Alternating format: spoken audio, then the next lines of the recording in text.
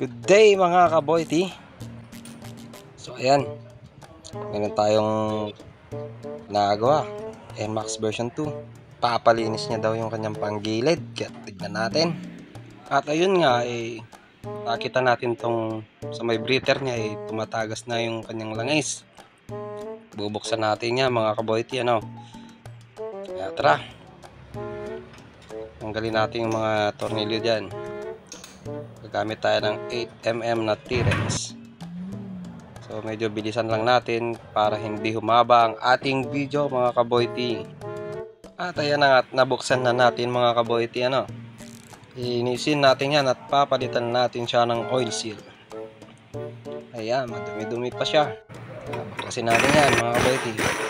Ang paglilinis pala ng ating mga panggilid mga kaboyti, ano, konting tips lang para sa inyo. Para hindi na kayo gumastos ng pang CVT cleaner, gagamit na lang tayo ng konting gasolina dyan mga kaboyti. At ito, ituturo ko sa inyo paano gamitin yan mga kaboyti.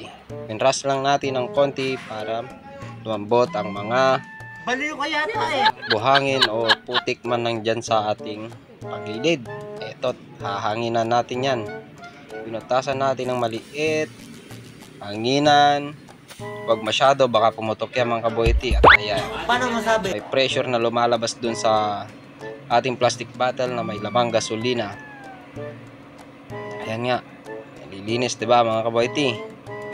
Kaya sa mga magdi-DIY dyan, eto, panoorin nyo to, para sa inyo to mga kaboyti. Ayan o, diba, konti lang yung nabawas, nalinis mo na yung panggilid mo, diba? Hindi mo na kailangan ng yung pang CVT cleaner na yan mga kaboyti. Meron tayo dyan mga hanginan mo lang yan. Ayan, ilinis din natin yung mga panggilid nya, mga pulley tsaka torque drive, diba? Linis na linis.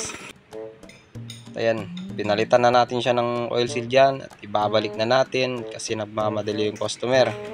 Ay pasok pa daw siya mga kaboyti. Pero wag naman natin lilinisan ng gasolina na hindi tayo magpapalit ng oil seal mga kaboyti. Itututok dun sa mismong oil seal mga kaboyti, ano. Huwag natin tututok dun yung gasolina na ibinubuga ng galon o pinanghuhugas natin.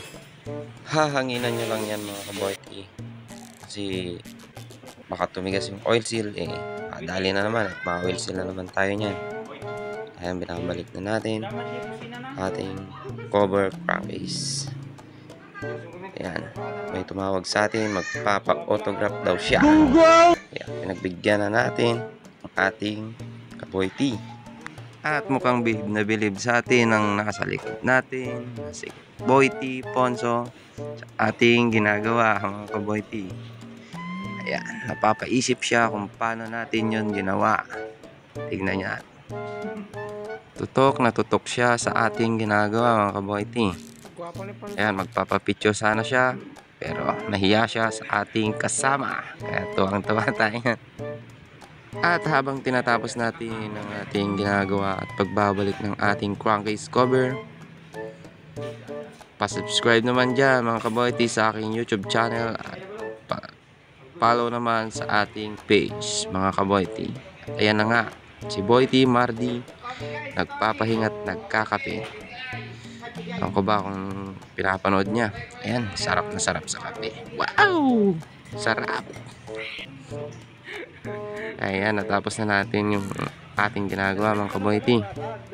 Kaya ayos tayo dyan mga kaboyti. Ayos!